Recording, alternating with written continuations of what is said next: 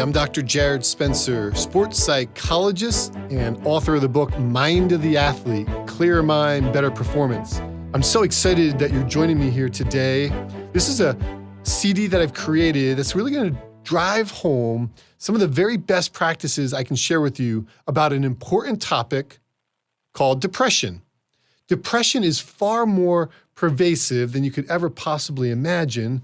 And I'm excited to share with you a little bit about the signs and the symptoms, and more importantly, ways that you can better manage those symptoms once you have them and hopefully ameliorate the situation and mitigate those symptoms so that you can thrive again. That's my hope and my wish for you. So let's jump into this time together today on depression.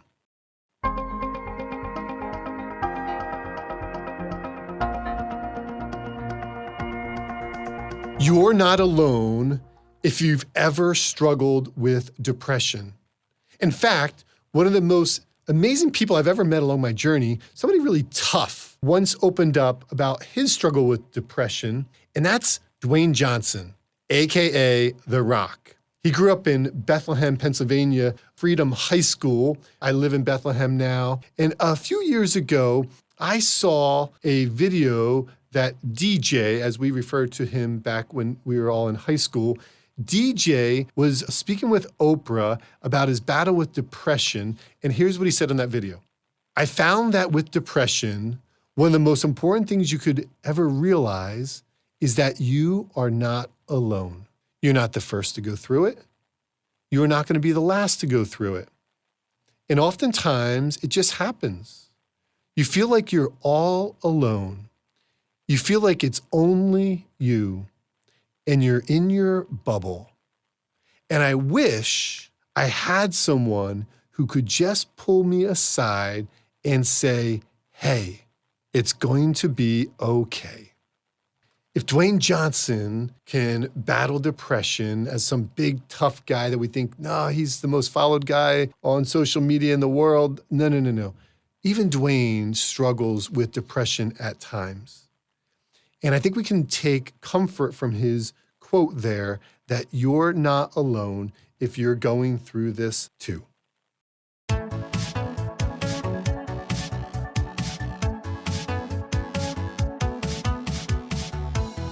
So, what is depression? Well, I'm not really into psychobabble, and so what I often define depression as is simply this: hurt held inward. When you hold emotional hurt inward, that can lead to depression. Sure, we hold hurt inward all the time anyway, but when too much of that accumulates, we can find ourselves in a really difficult situation where we're going to implode, which isn't good, or explode, which isn't good either. And so it's more the imploding that's really problematic with depression as we hold it in. Exploding is bad as well, and that leads to other problems. We'll get to that later, but the imploding part is really the hallmark of depression. More clinically, depression is a medical condition. It's something driven by biology. We know that there are significant neurotransmitters involved, like serotonin, a drug that's a neurotransmitter that's more of a happiness. If serotonin's higher, we tend to feel a little bit better. And so we understand that this is also psychological. In fact, I think about the clover model, 3 leaves in a stem. One leaf is biological, as I mentioned. One leaf is psychological. It's what you're thinking and feeling and doing. That's a big part of depression. The other leaf is social. What's happening with your home life? What's happening with work life, school life? As we look at our social environment, we can see that there are oftentimes significant contributing factors to that depression. And then lastly is the stem, that's spiritual. And sometimes beyond the body, beyond the environment, beyond the mind, it's something much deeper. That's the spiritual part. And when I see people working all 4 of these aspects of the treatment of depression, that's when people tend to have the best recovery. That's when they tend to rebound faster. And so depression is hurt held inward.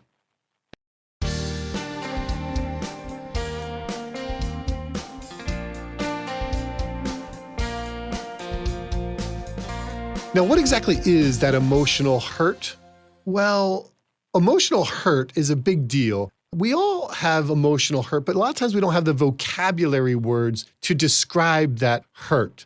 Like I felt condescended or demeaned, dismissed, undervalued. So as we think about those words, we don't often express that hurt in that kind of vocabulary. So oftentimes what it comes out as is really anger. And so anger is the more socially acceptable way of showing that we're hurting emotionally. And so anger really is emotional hurt. If we want to talk about anger management, what we have to really do is hurt management, right? Think about that. Somebody once asked me to speak on anger management, and I paused. I didn't really understand, well, how would I really unpack anger management? I did some research, did some inner work, really uncovered that what anger really is emotional hurt. And anger management is really emotional hurt management. And if you hold that hurt inward, you're going to implode, which isn't good, or explode, as I mentioned earlier, can be even more problematic because now we've got to go clean up the mess from what we said or physically what we did, the negative consequences of exploding. And so I don't want you exploding. I don't want you imploding. I don't want you battling depression. So really, as I talk to you today about how to manage depression, what I'm really talking to you about is how to manage hurt.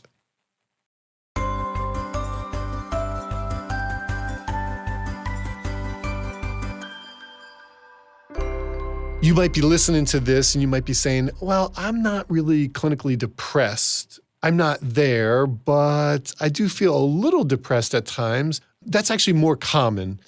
There's something called dysthymia. It's really a kind of a mild form of depression, a very low grade, like a low grade fever, low grade depression. It's not nearly as persistent for the 2-week duration that oftentimes is one of the clinical measures we look at for depression, but it's also not as many symptoms. And in a less clinical term, I often refer to this as the funk. Like, I'm just stuck in a bit of a funk right now. I'm not me. I'm irritable, edgy, moody. I'm not really motivated. I can still get through my day, and I can maybe hide it from many and most people, but I'm just off, and I'm sad, and I'm withdrawing. And so if you maybe haven't battled some more intense depression, this audio is really related to you as well because I'm sure you've battled the funk, some low-grade depression, some dysthymia, and that's actually more common than you could ever possibly imagine as well. So what are the symptoms of depression or dysthymia? Which dysthymia would just be less intensity of these symptoms, less frequency, less duration, not as many of them for as long a period of time. But when we talk about depression, what we're really talking about is social withdrawal, a decreased interest in things formerly found pleasurable, lowered frustration tolerance, decreased hobbies, increase or change rather in sleep. Sometimes there's less sleep, sometimes there's more sleep. Same with diet. You might find that you're eating less or you might find that you're eating more.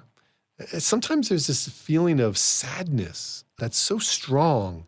It just sweeps over you and it's hard to get rid of. Despite all the positives around you, you just can't shake this sadness, this feeling that's almost visceral down into your gut. Sometimes we can experience the symptom of tiredness. I'm just so tired. I don't feel like I've got the physical strength to really get out and do something. Sometimes your thinking changes. You find that you just can't concentrate nearly as long, or your focus isn't nearly as intense. And at the worst, the most intense part of depression, sometimes we even feel a little bit suicidal. Maybe like, I don't want to live. That's a really scary place to be in. And if that's you, I certainly feel for you. That's a tough one. But I'm hoping that something I'll share here today will help with that symptom and all the symptoms of depression so that ultimately you could be the emotionally healthiest version of yourself. And when you are that version of yourself, that's when you tend to thrive in life.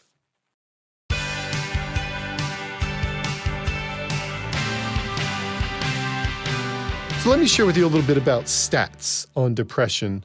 How common is it? Well, According to the National Alliance on Mental Illness, their website, 7% of U.S. adults had a depressive episode in the past year. Wow, think about that. 7% of all adults had a depressive episode in the past year. That's pretty remarkable in terms of statistics. The World Health Organization said 264 million people suffer from depression. And according to the National College Health Assessment's 2019 spring survey, this is the kind of the gold standard when it comes to collecting health information for college students. This information was collected pre-pandemic. We saw that 46.2% of all college students felt so depressed that it was difficult to function at some point in the past year. Nearly half of our college students felt so depressed that they could barely function in the past year. That's a remarkable number. Is that you? Did you feel that way this past year? Have you felt difficulty functioning due to depression? Again, these statistics offer you some validation for maybe what you're going through, some encouragement that maybe you're not alone, and some hope that you can talk to people and learn more about this so that you can better manage depression.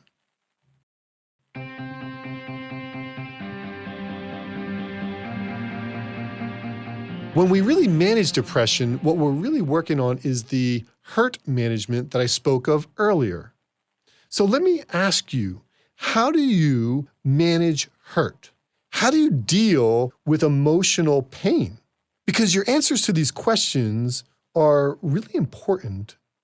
They're important because I want you to kind of have a cleaner slate moving forward, a better path moving forward. And the truth is, how hurt was modeled to you from your mom and dad largely in your house growing up, what was it like?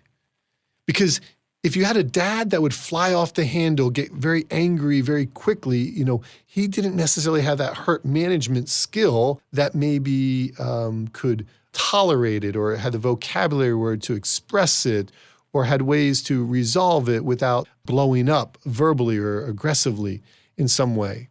And so how you internalized messages from the people around you, maybe it was through sports and coaches or teammates, that really taught you how to manage hurt. Now, for example, in the sports world, there's that kind of classic movie, A League of Their Own, where Tom Hanks says to one of the players, there's no crying in baseball, right? There's no crying in baseball. Maybe you've heard that before. And really what that scene captures is that generation from generation in sports, an individual has been taught to suck it up, don't whine, don't complain, just keep pushing forward. And that's really a valuable skill set. It's a good skill set. But in this day and age, if that's your only way or your primary way to deal with hurt, you're going to be pretty limited. You've got to have more tools in your mental toolbox. And so managing hurt requires you to have more skills. So how's your vocabulary word to describe your emotions? Because if you can increase your vocabulary words to describe that hurt, that is going to give you a much more pinpoint, specific aspect of how to deal with that hurt. So increasing your vocabulary is really, really important. So if somebody said, I feel betrayed, okay, well, that's very different than I feel embarrassed. It can come out as anger, but if you say, no, I feel betrayed, as opposed to any other emotion, then you can begin to more specifically say, okay, well, what was the betrayal? Why do you feel betrayed? What happened there? Where was trust broken? What type of healing needs to occur? So we got to get to the root of the hurt by having a better vocabulary, and that's one important way for you to manage hurt.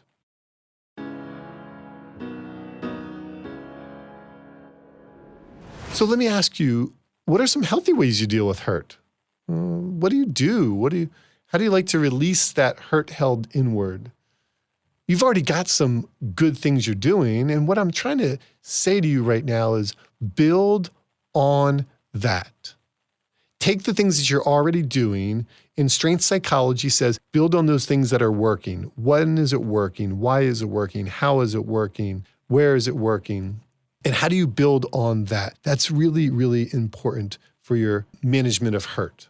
Now, if the hurt management involves some type of self-medicating with alcohol and drugs, well, that's a really important sign that maybe the depression has gotten to a level that's too significant to manage on your own. That's really where we want to really look at outside help, because self-medicating through drugs and alcohol is a lot more common than you might realize for depression. In fact, if we look at many generations earlier than us, people that maybe grew up in the 1940s, 50s, 60s, 70s, even into the 80s, what we saw is that it was more socially acceptable to just drink as a way to compensate for that hurt, for the depression.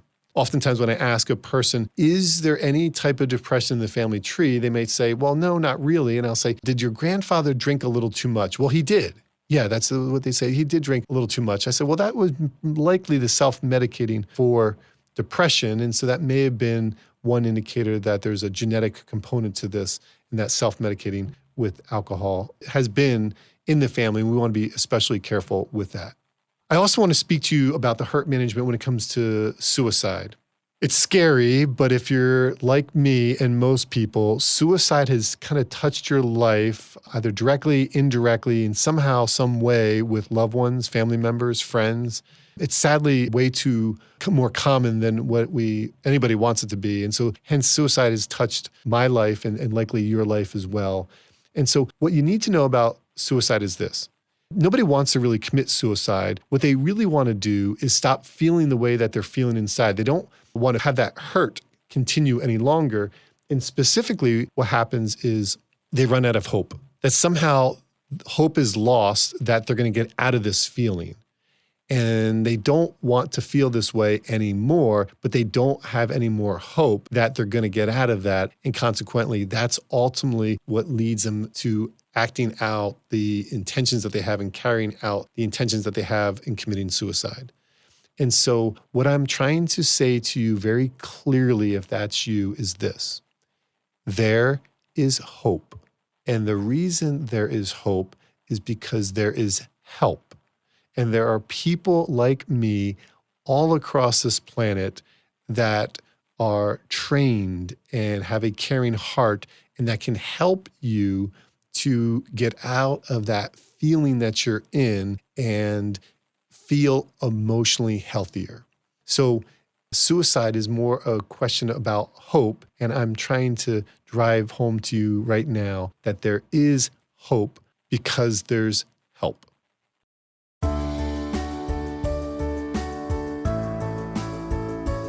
So what are some ways that you can combat depression?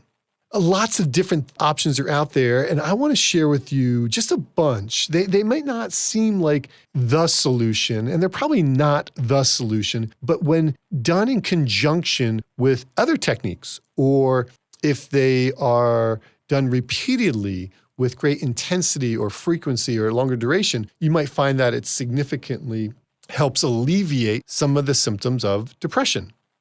So I want you to think of it like I'm putting mental tools into your mental toolbox. So what are the tools that I can put into your mental toolbox so that when you're feeling that emotional hurt, you can say, well, I'll try that, or that didn't work today, but I can try this one, and that might be more effective today. The more tools in your toolbox, and the better you are at using these tools in your toolbox, the more you're going to notice that you have skills, psychological skills to combat depression.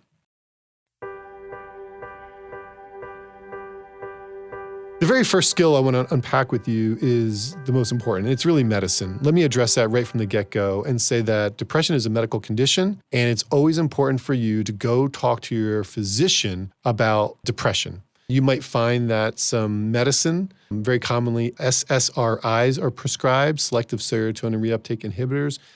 They tend to have a wonderful positive impact on many people's struggle with depression. So go and check that out with your physician. Also get a blood test. We know that there are things like hypothyroidism, a condition where your thyroid gland, which often plays a significant role in regulating hormones, may be impacted. And if you have a hypothyroidism, lower thyroid activity, what may happen is that could actually mimic symptoms of depression.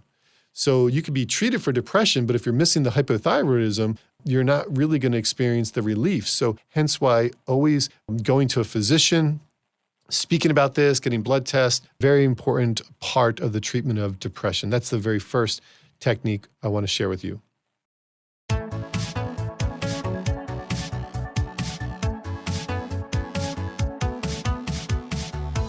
Another technique for combating depression is talking about your stressors. It's amazing how catharsis is really a freeing of repressed emotion. And when you talk to somebody about how you're really feeling, you tend to feel better, particularly if that person offers validation, empathy, encouragement, and support. And if you're able to experience somebody saying, wow, I can understand why you'd feel that way. That was so painful. That was so hurtful. That's validation. Empathy would be something like, I'm so sorry you're going through this right now. That must be incredibly difficult. Encouragement would sound a little bit like, I know you're going to get through this. I know it's hard right now, but you've been through a lot in your life and you're going to get through this one too. And support would sound a little bit like, and I'm going to go with you on this journey. I'm going to be there with you to help you and to support you and to care for you and to guide you and do whatever I can. That type of wording is important. The acronym actually is VEES, V-E-E-S. So V-E-E-S, validation, empathy, encouragement, and support. When you experience that as you vent, as you talk about your stressors with somebody, it's unbelievably helpful in alleviating symptoms of depression. Now, obviously I'm biased here, but the more you can do that with a doctoral level licensed psychologist, all the better. Certainly master level licensed counselors are outstanding as well. But I do think that when it comes to more clinical depression, I definitely think that working with a mental health professional that has a license is highly encouraged. Journaling is a fantastic technique that a lot of people that do it often swear by it. Maybe that's you. Maybe it's not, but maybe it's something you want to try.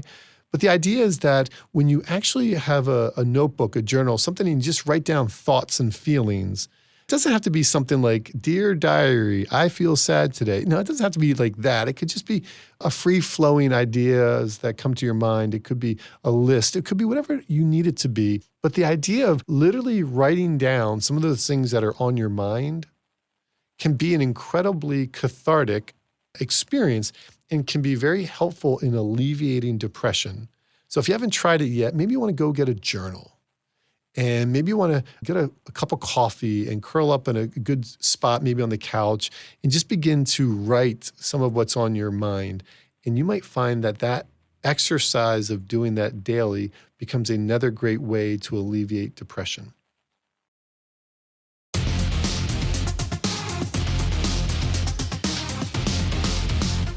Did you know that art is one of the best ways to treat depression? When you experience the process of releasing ideas and feelings through drawing or painting or pottery, clay, whatever it may be is your expression of art, it's incredibly therapeutic. In fact, art therapy is a wonderful modality that I highly endorse and encourage. There's something really powerful about art. There was a time in my journey in college where I had experienced a couple concussions, had post-concussive syndrome, struggled with some depression at that time from head injuries from football, and was no longer able to play football anymore. And I found a way through that tough time through art. I literally picked up one class in abstract art and fell in love. Throwing paint, as we would sometimes call it. But the abstract art was just an expression of what was ever inside. And as I continued with more and more art classes, I just found that the emotional hurt that I had inside was able to be released in a very positive and productive manner through art. It also gave me an opportunity to kind of really work on that inner dialogue that our artists often know can be negative at times, but you can work through, like, what are you thinking? And why am I thinking that way? And how might I begin to shift some of that thinking so I'm not so self-critical or condescending or pessimistic, and begin to work through that. And it's interesting that sometimes you can even see the progression of your alleviation of depression in the artwork that you're creating, just in terms of the colors, for example, might be very different. So if you haven't tried some form of art, maybe today's your day. Maybe you can go to Hobby Lobby, any hobby store, and you're going to go and pick up some paint. And maybe you can get a canvas, and maybe you're going to sit down and begin to experience some of that release of that hurt held inward through the amazingly powerful release of art.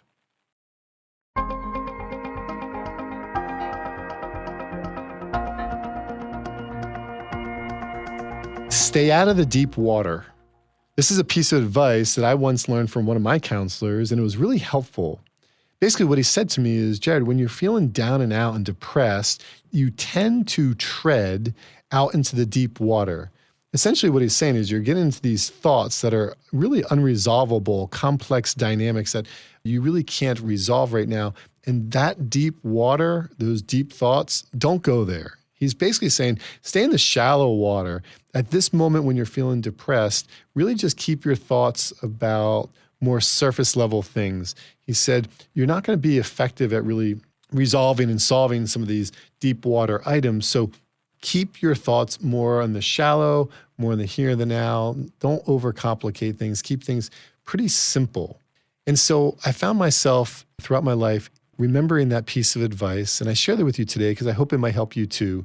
When you're feeling depressed, stay out of the deep water. Keep your thoughts more on surface level things. It'll make you feel a little bit better.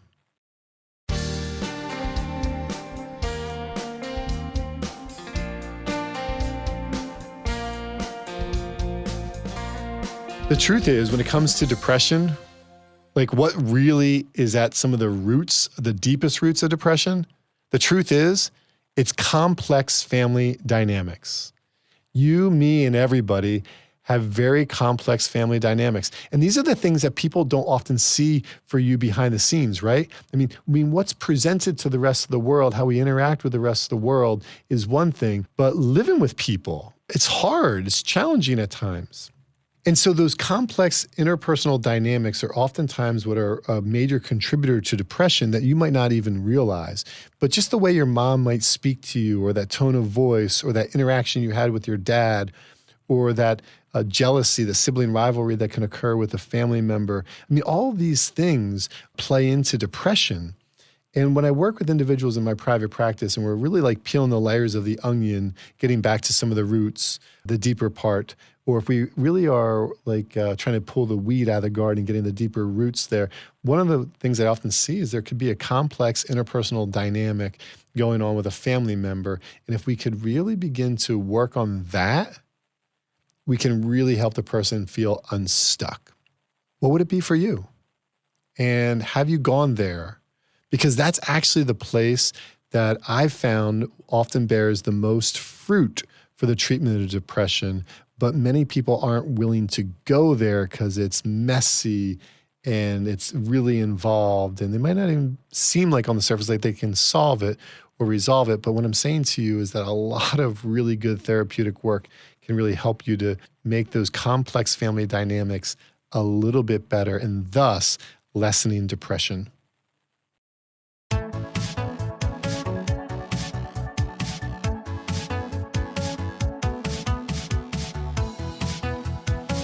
Another significant aspect of depression is really emotional connectedness. Think about that. Emotional connectedness is really the hallmark of a healthy relationship. It's really the essence of intimacy. Intimacy is really, it's not just like physical intimacy, it's really emotional connectedness is really the intimacy that we're talking about here. And intimacy really means, in some ways, into me. Like, I want you to really be into me and curious about me and concerned about me and thinking about me. And I want you to be into me. And that idea is something that we all want. We want to be loved by somebody and accepted unconditionally for who we are. And we want to do the same for them. We want to have that deep emotional connectedness with them. And that sometimes occurs, but maybe sometimes not prolonged or consistent or continuous, or it might be up and it might be down. but how is your emotional connectedness to somebody else? I mean, who are you emotionally connected to the most? And are you comfortable with that? Do you want more of that deep emotional connectedness, that emotional intimacy? Because my experience has been is that when we're feeling emotionally healthiest, oftentimes that emotional connectedness is in a good spot and that intimacy is really vibrant. But if we feel distant and alone and cut off and not really feeling like somebody's really into me, then we might notice that that's a significant contributor to depression.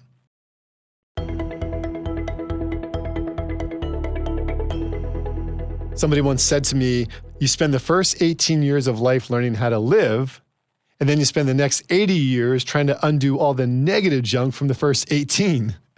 I think there's a lot of wisdom in that.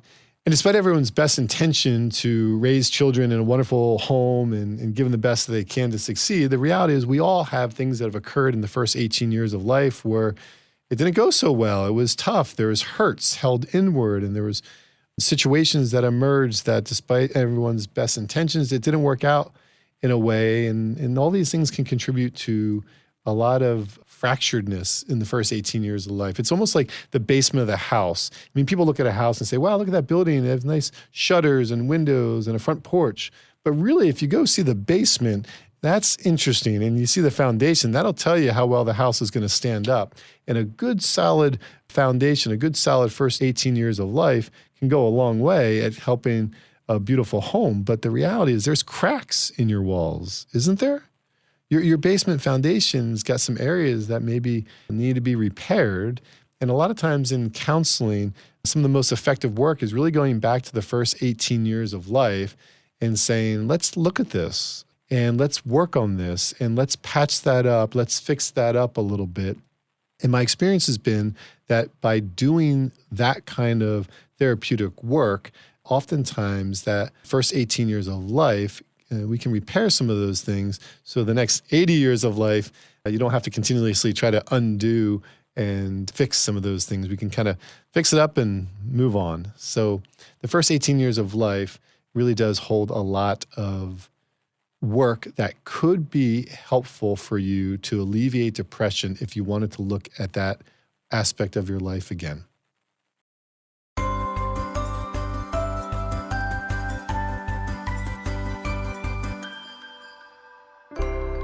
A Christian psychiatrist was once retiring after 25 years in private practice.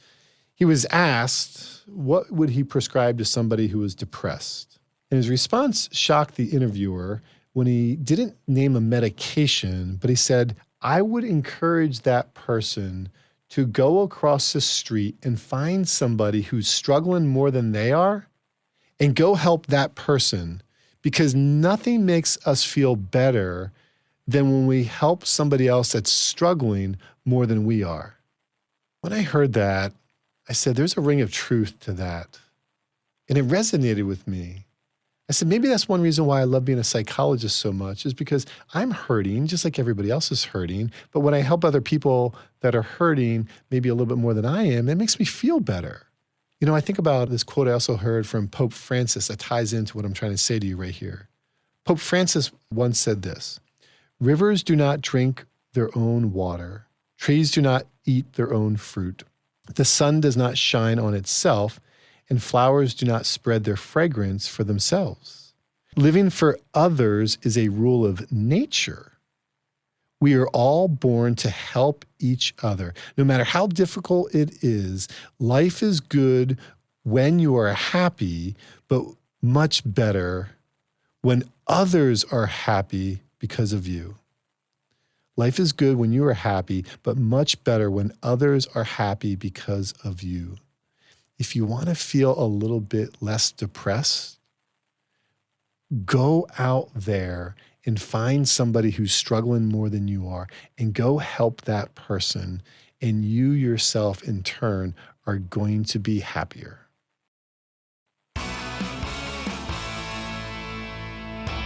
Support is a very important aspect to the treatment of depression. Who is in your inner circle? Who's your support system? Like many people, when we battle depression, we don't often share that publicly with everyone. It's kind of a topic that we share with a close circle of friends. Who's in that circle for you? Who's your support system? Because anytime we go through adversity, anytime we go through significant stress, support is an important factor for how quickly we're going to move beyond that trauma or drama or adversity. And so your support system matters. So I want you to think about it right now. In your mind or on a piece of paper, list out those people that you can open up to and find that support. And trust them and converse with them and kind of have that heart-to-heart meaningful conversation. And if you're struggling with people for that, then maybe this is time to look into a support group. Your local hospital likely has a support group for depression, and that support group can be incredibly powerful when you experience, as I mentioned earlier, some of that validation, empathy, and encouragement. And lastly, it's support. So if you can get more of that, the prognosis of depression is much better. Have you noticed that when you go outside for a walk in nature, that you sometimes feel better? I know that's true for me. In fact, being outside in nature is one of the best ways to treat depression. When you're outside, blue skies, sunshine, in nature, walking around, it's amazing how that actually can become very restorative. There's like an energy, especially in the springtime, in the summertime, when everything's in bloom and you really feel the oxygen radiating, maybe after a rain in the forest and it's really alive. You know what I'm talking about? Those kind of experiences can go a long way at helping us to alleviate depression. Again, it's not the cure. It doesn't make it go away, but it might decrease the intensity at that time. It might decrease the intensity of those feelings. They may just kind of get from moderate to maybe mild. And that's a significant step in the right direction, isn't it? So I'm encouraging you to get out on the trail and hike and be out on a mountaintop or by a lake. Anytime there's water, especially, it's very therapeutic, very healing. And so I highly encourage you to get outside in nature and spend time there, maybe just even sitting on a rock and overlooking a vista that's just full of activity of some kind. You know, it might seem like there's a lot at the moment, but when you really stop and look, you can begin to see there's a lot more going on than meets the eye. And so that whole idea of like immerse yourself in nature, the beauty and wonder, and you might find that your symptoms of depression begin to alleviate.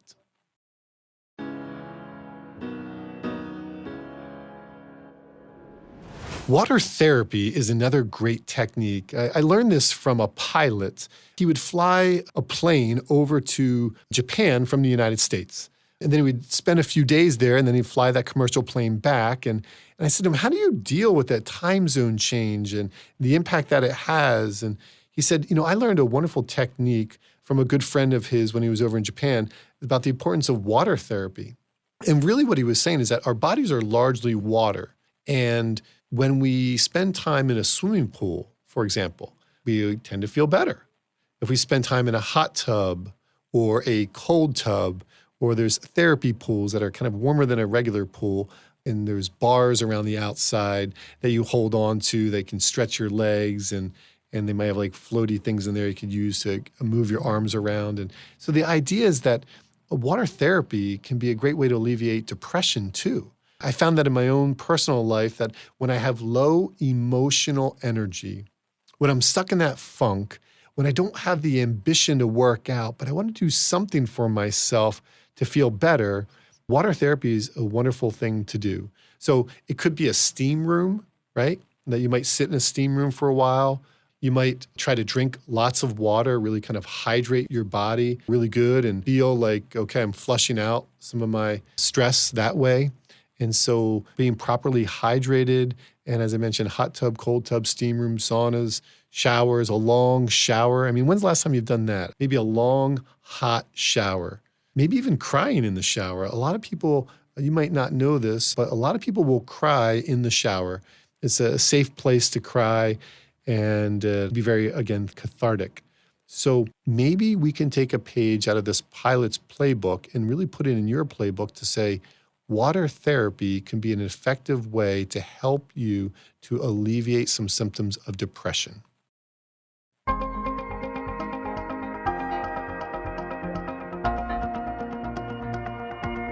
When's the last time you went out for an introspective walk?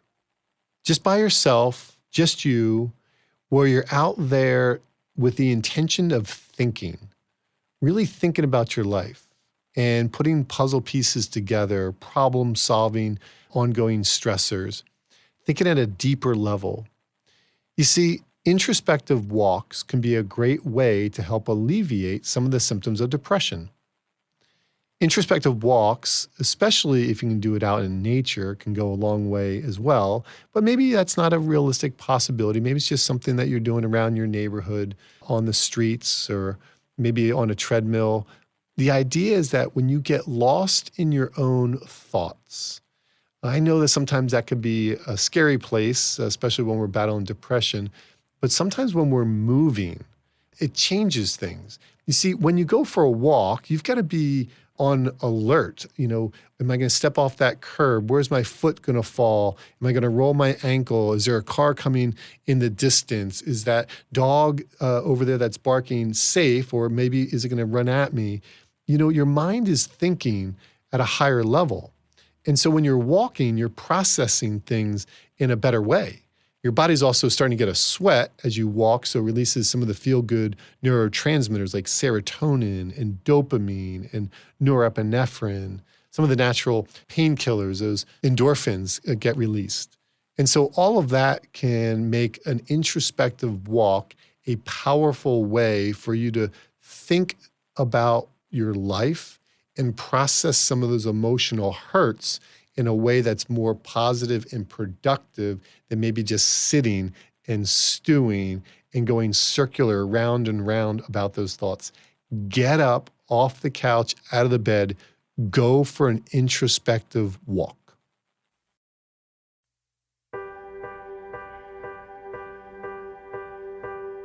The attitude of gratitude is one of the best ways to treat depression. You see, when we're depressed, we become pessimistic and we get stuck in that negative thinking, and we got to get out of it, but it's hard. It's really, really hard. But one technique that might help is gratitude. You see, the more grateful you are for whatever it is in your life, the more it actually fosters the feeling of excitement. And excitement is actually the optimal emotion for peak performance. So if you don't want to be depressed, what do you want to be? Well, I want to be excited. Excitement is a wellspring of positive emotions and thoughts. And so how do we get that excitement? It's really through the attitude of gratitude. So what can you be grateful for today? Think about it. Maybe you start writing it down. You might say, well, I'm thankful that I'm healthy at the moment in terms of my body. My legs work. I could go for a walk. I've got 2 legs. They work, and I can go for a walk today. I'm healthy enough to do that. And maybe that's something you're grateful for, right? Or maybe there's a loved one who's caring for you and been supportive to you, and you're just really grateful for that loved one. That kind of gratitude in your heart is really important in the treatment of depression because it can lead to that optimal emotion of excitement. The more grateful you tend to be, the more excited you tend to be.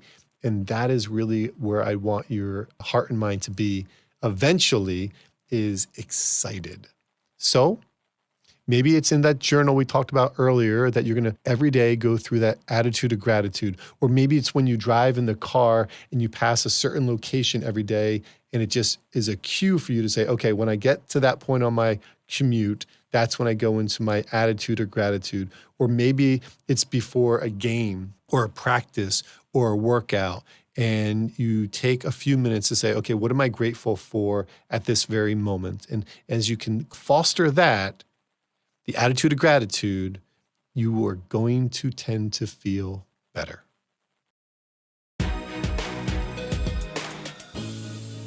Sometimes the depression that we experience could be so persistent and so intense that we've got to not just change our physiology, which is a technique that I often encourage, meaning like go outside, go for a walk, go get something to eat, go take a shower.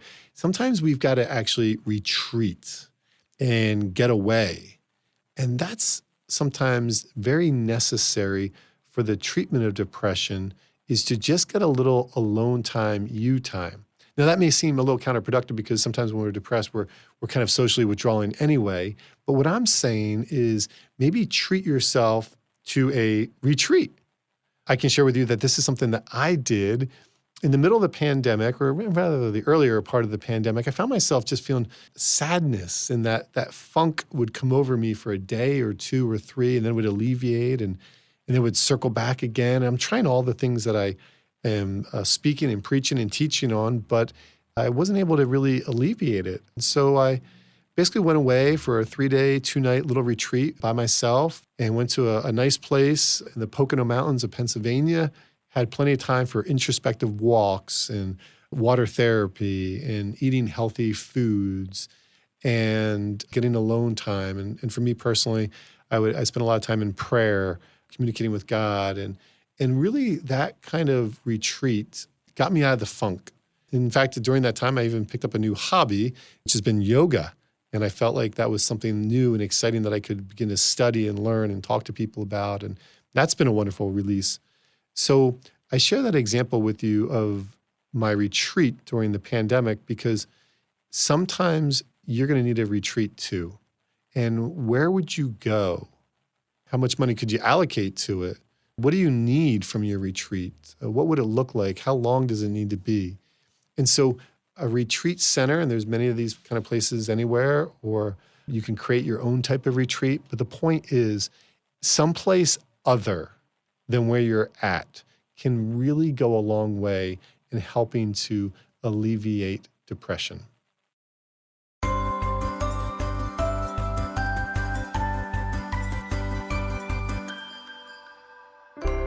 Be here now. It's one of the most powerful techniques to manage depression. Allow me to explain. You see, too often when we're feeling depressed, our thoughts keep drifting into the past about negative experiences. When we feel anxious, sometimes our mind's going too far into the future and we're forecasting negative experiences there.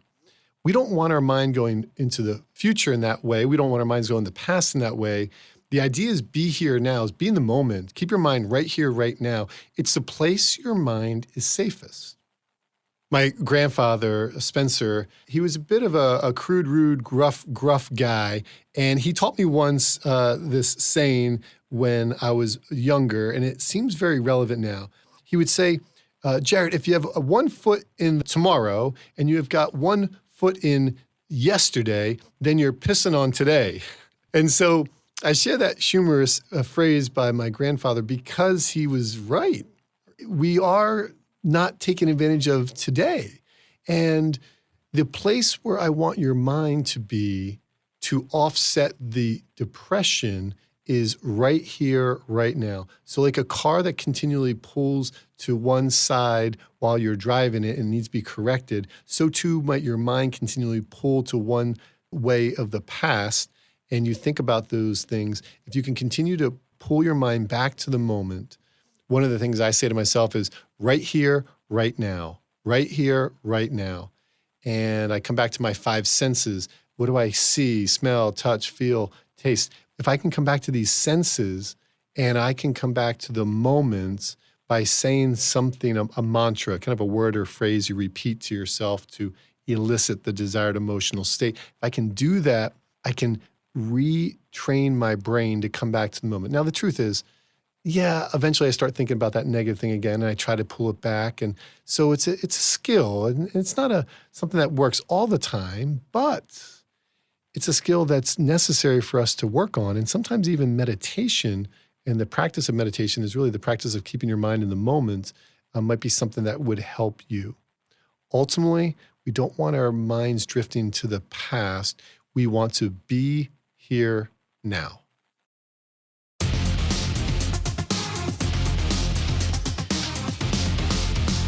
What's your hobby? Because a hobby is really an outlet to let out tension. You see what I just did there? So the outlet to let out tension is really key. So if you're experiencing some of that hurt held inward, you want to have a hobby. But too often times we don't have hobbies because we're too busy or we just don't get around to it. Or quite frankly, we're spending too much time on our phone. And so having a hobby can be a really important outlet to let out tension. And so what's yours? What's something that you do that you enjoy doing? And how do you cultivate more of that? Because if you can, you're going to find that it's a great release of hurt held inward. And if you can do your hobby with other people that enjoy that same passion, there's connectedness, there's meaningful connectedness there, there's distraction there. So that goes a long way. What's your hobby?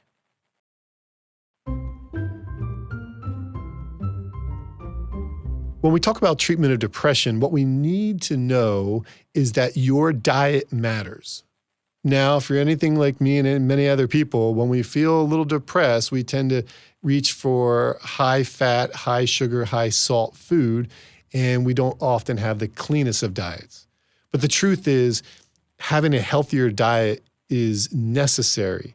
Some research studies are showing that over half of our serotonin is actually produced in our gut, right? And so serotonin is a happiness drug, and we used to think it was just all in the brain, but that's not necessarily true. And so what we do know is that how we eat actually impacts how we feel.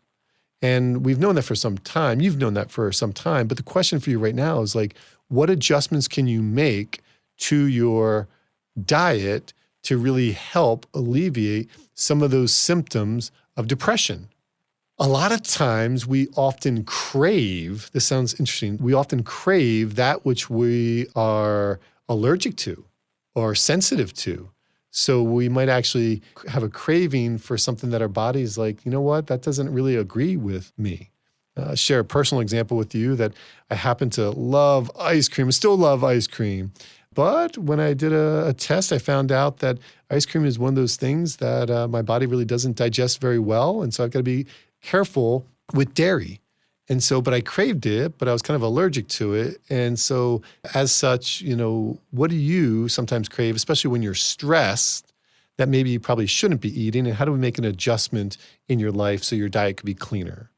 And so highly encourage you to work with a nutritionist about this, because these individuals have wonderful knowledge about how diet can impact our mood, clarity of our thoughts, and so much more.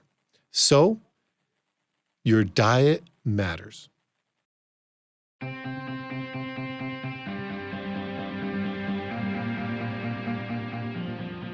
It's not surprising to you that when it's a cold, dark winter day, maybe the month of January, people tend to experience depression more. That sunlight, or rather the lack of sunlight, is actually very well documented to be a significant variable in depression. And we know that the more we can spend time in the sunlight, the better off we can feel. So how do we do that, though, when it's 32 degrees outside, it's the middle of winter, and the sunlight is only out there for a little bit? Here's a few suggestions. Find a spot in a house or maybe a dormitory, or if you're on college campus, maybe some building where the sun is shining in at a particular time, and go sit at a table or a chair or rearrange the furniture. So basically you're in the sunlight. That on this side of the window, it's 70 degrees inside. On the other side of the window, it's 32 degrees.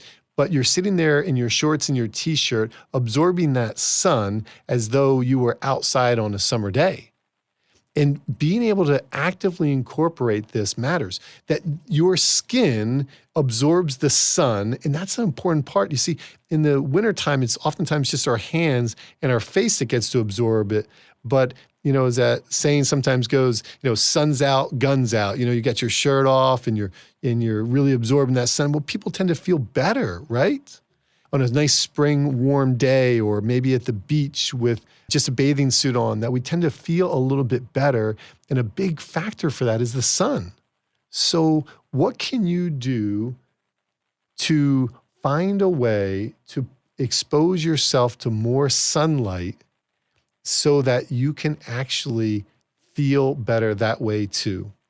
And noticing a coffee shop at a certain time of day, in a certain location, a certain window, a certain spot where you can just sit for a half an hour to an hour, maybe reading a book or working on your computer, that little exercise of putting yourself just the way a cat or a dog would often find a ray of sunshine coming in to a house and they'll just lay in that sunshine, so too should you do something like that. Sunlight matters.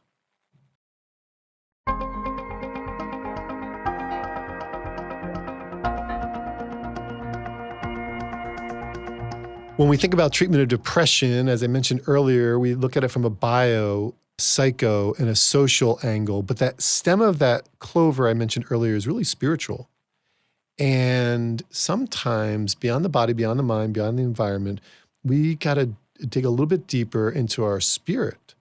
And however you might define God to be, what's really helpful sometimes for some individuals is that relationship with God, their faith. And so I can share with you that I'm a Christian and that every day I've got a little prayer spot where before I walk out of my bedroom, I literally get on my knees and there's a kind of a cross there in the window and I spend time in prayer with God, talking to God and sharing with him, what's on my heart and my mind and asking for the help that I need as well, right? About my hurts held inward and how do I release them to him and ask him for some comfort. And so for you, what do you do to help you with that spiritual part of depression? Do you go to synagogue? Do you go to a mosque? Do you go to church? Do you read a spiritual text? Do you spend time in prayer or meditation, right? Do you have a support system of fellow believers around you that maybe can help you with some of this? Because anything like that can go a really long way at helping us feel emotionally better. And so maybe this is a time when you maybe haven't gone down this path, but now you're thinking to yourself, you know what, maybe it's time. Maybe I will. Maybe I've experienced the valley of depression for too long, and I've got to look at faith. You see, I heard that expression once said that, sometimes to get the things you don't have, you've got to be willing to do the things you haven't done. And maybe faith is one of those things that maybe you haven't done, or there's some aspects of it you haven't done that maybe you're going to cultivate and develop now. But ultimately, by doing that, you find another way to help alleviate the symptoms of depression.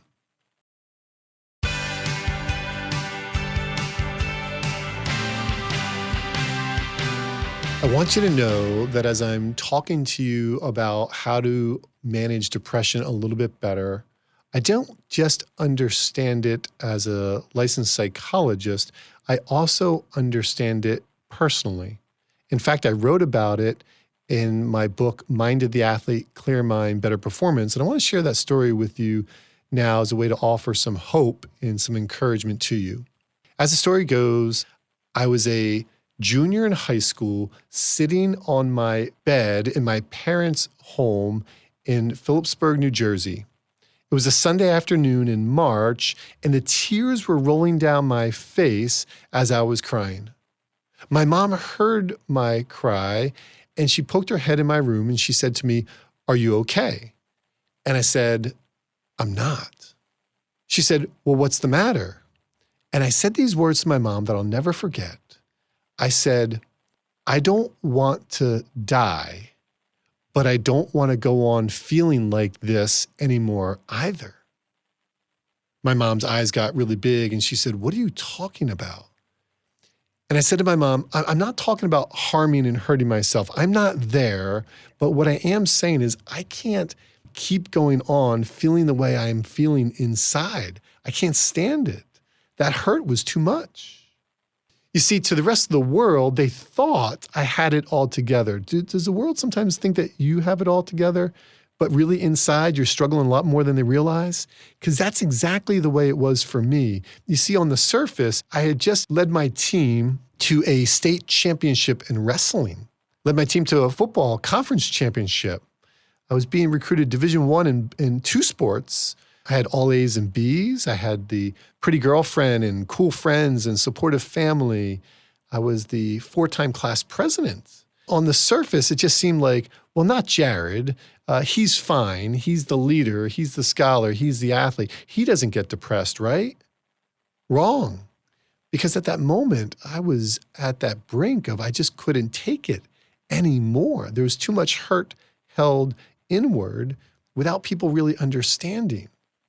Well, to my mom's credit, she really heard my heart that day, and we began to make some necessary changes in my life. For example, one is I didn't go out for the track team that spring, and I just took time to rest and recover and to focus on me and hobbies and outlets. And I remember developing a new relationship with a new friend and having a lot of fun hanging out with him and his buddies. And I remembered it was during that time that I really got on the path. And that's an important way that I want to leave you today, is to say, get on the path. Like, what exactly does that mean? Well, I started opening up and talking about my thoughts and feelings, getting on the path of psychology, getting on the path of help. I read a book a short time after there. One of my mentors gave me a book called The Way of the Peaceful Warrior. I didn't read many books, admittedly, at that time, but when I read that book, it was like all the lights went off in my head, and I was like, yes, this is amazing. This is awesome. I say all the lights went off. They went on, rather. They were just like, I was so energized that there was a book that was describing my thoughts and feelings and emotions as an athlete and performing under pressure and the social aspects of it. And so that book played a big part on my getting on the path. You see, as I began to make the necessary adjustments in my life through that April and May and June and July, after initially sharing my struggle with depression to my mom, by the time my senior year of football came around in August, man, my mind was clearer. I had more tools in my mental toolbox. I was ready to thrive. I was ready to get after it and have that senior year of athletics that I had hoped and dreamt of. And thankfully, I was able to get that. What is it that you want to get as well? What do you hope for? What do you dream of? And how can you utilize some of the stuff that we're talking about here today to thrive? Because that's what I want for you. I want you to thrive.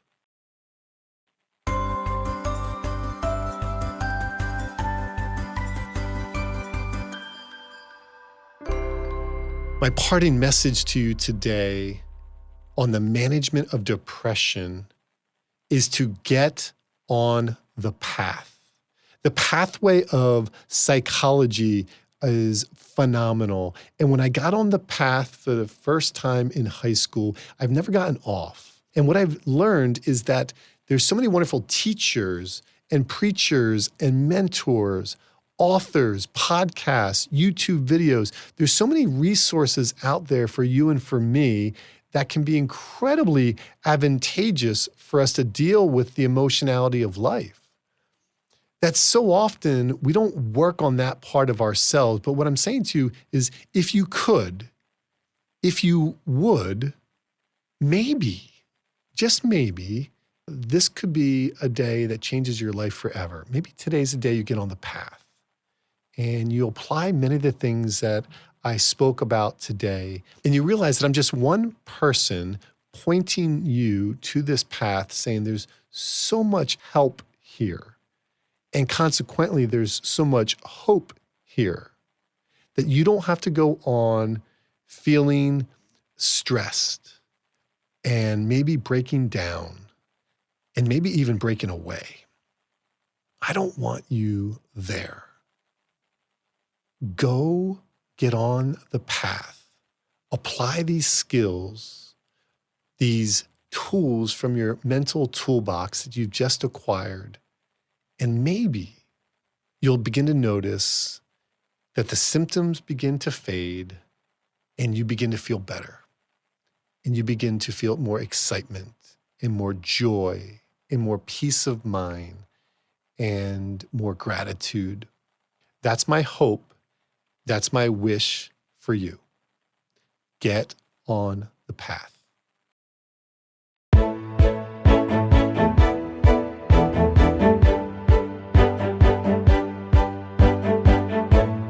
I'm Dr. Jarrod Spencer, sports psychologist, and thank you so much for listening to this message on depression. If something I said here inspired you and you want more information, by all means, feel free to check me out online, mindoftheathlete.com. All the social medias at Dr. Jarrod Spencer or Mind of the Athlete. There's over 500 YouTube videos out there. And of course, my book, if you're interested in the Mind of the Athlete, Clear Mind, Better Performance book.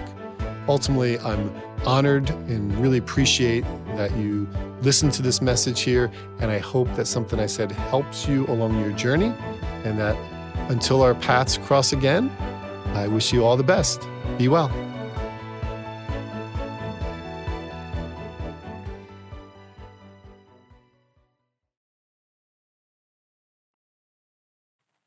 Copyright Dr. Jarrod Spencer, Mind of the Athlete, LLC, all rights reserved.